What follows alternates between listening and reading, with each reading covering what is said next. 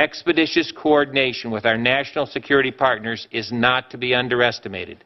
There have been numerous cases where our unilateral and uncoordinated revocation of a visa would have disrupted important investigations that were underway by one of our national security partners.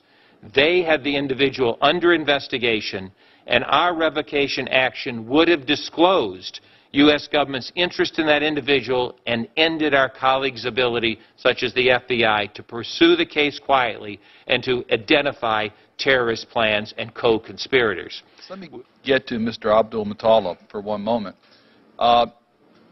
Information became available last year to the State Department from his father, and as I understand, that information was reviewed as to whether there was a visa outstanding in regards to that individual, and because of the misspelling of the name, it didn't pop up on your data search. Is that correct?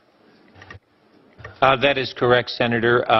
We did, though, put the name correctly into our lookout system, and the lookout system went to all the agencies in Washington, and a longer classified message describing more in-depth conversations with his father went in with the correct spelling, and the two were married up in a single file in Washington. And so the misspelling, our error, was obviated by the second message that paired up with it, sir. But it never never gave you the information at the time that a visa was outstanding. If it did, if it would have shown that he had been issued a visa in 2008, was there sufficient information available for you to take action in regards to that visa?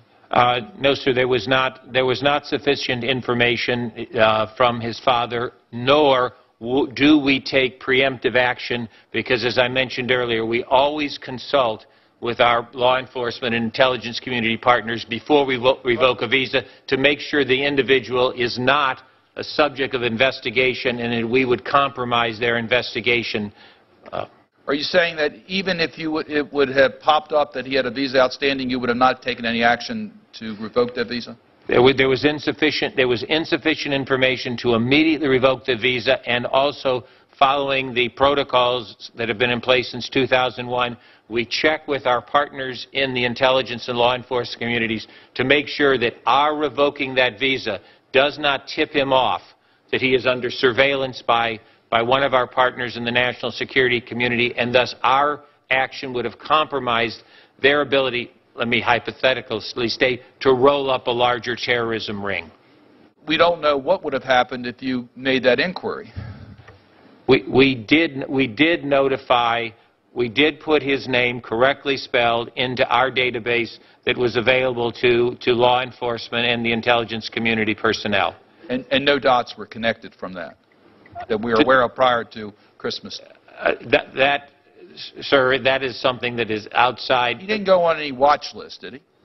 No, sir. If the intelligence or law enforcement communities had come back to the State Department and said, we have other information on this individual in addition to the information you, the State Department, has provided us, we are putting him on one of the lists, so we would have we would have revoked that visa in coordination with law enforcement and intelligence. So DHS had the information prior to Christmas Day, but did not have any reliable information to act? Is that where we are? He was neither on the watch list, nor a no-fly list, nor a selectee list, and so there was no check against those lists would have come up with anything. But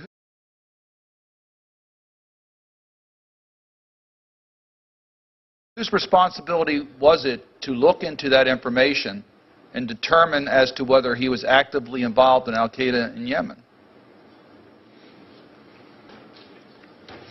No one seems to want to answer that. Secretary Kennedy, the State Department didn't realize the suspect in the Christmas Day attempted bombing possessed a visa until after he initiated his action on the flight. The consular officer sent the first notice that was given to the National Counterterrorism Center, initially misspelled the name, as we talked about. But within days, an amended notice was sent to NCTC with the corrected spelling. Why didn't the consular officer not check the visa status of the Nigerian national at the time a second notice was sent?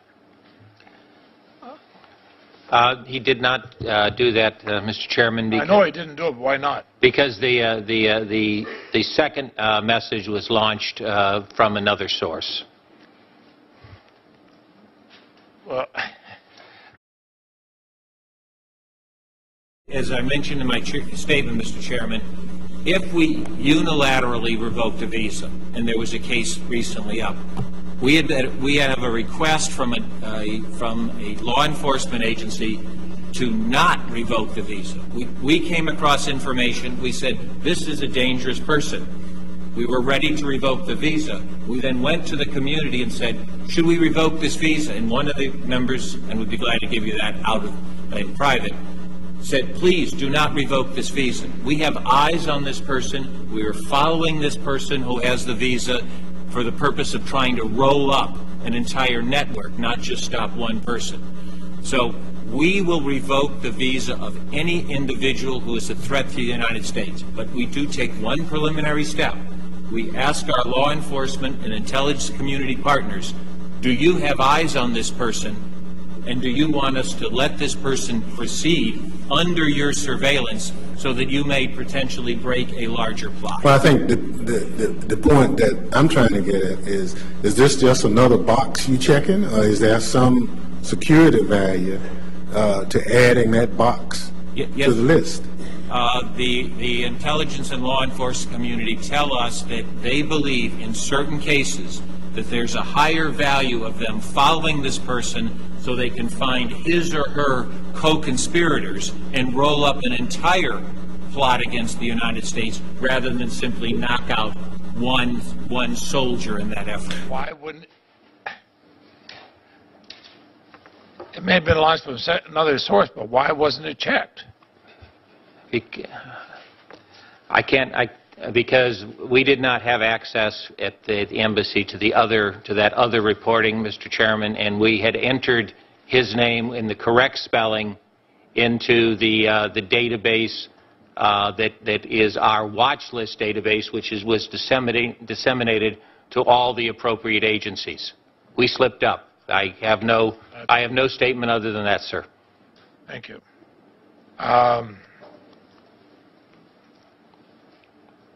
Do you agree that Abdul Muttalib would have been unable to enter the United States had he been required to obtain a new visa prior to his flight to Detroit? We do continual reviews, and if we discover that the Terrorist Screening Center at the FBI or Homeland Security has elevated this person, we then revoke that visa immediately. Yeah. Why wouldn't it be better to do it the way I'm suggesting? Because, Senator, if the information is not if the dots are not connected, then the individual is going to get the visa, because there is no, when they applied for the new visa and we ran it against the database, if the dots are not connected and an individual has not been put on the list by one of the intelligence or law enforcement communities. But he was on the list. He was on no, sir, he was not on no-fly. He was not on the no-issuance list. Right, but he was on the larger list. Right. And what I'm saying is, if the visa had to be applied for and you're from one of these 14 countries, right, then he wouldn't have gotten, if they would have seen him on this list, the bigger list, the 500,000 list, and they would have reviewed it more carefully. That they review, yes, sir. If they wouldn't, then something's profoundly wrong. Senator, you're very correct that this all lies in connecting the dots. And you don't have access to the TIDE database, right? Yes, sir. We have access to the TIDE database. We are the people who caused his name to be put into the TIDE database when we filed the Visa Viper report. We caused his name. Okay, as I understand it, you have access to what you put into the TIDE database, but not to the whole TIDE database. Is that correct? That is. We have. Is that correct? Yes or no? Yes. Okay, that is my point, isn't it? But if someone is in the TIDE database, Senator, and that comes up on the TIDE database, we then send a message to the intelligence and law enforcement communities and say, should we issue this visa or not?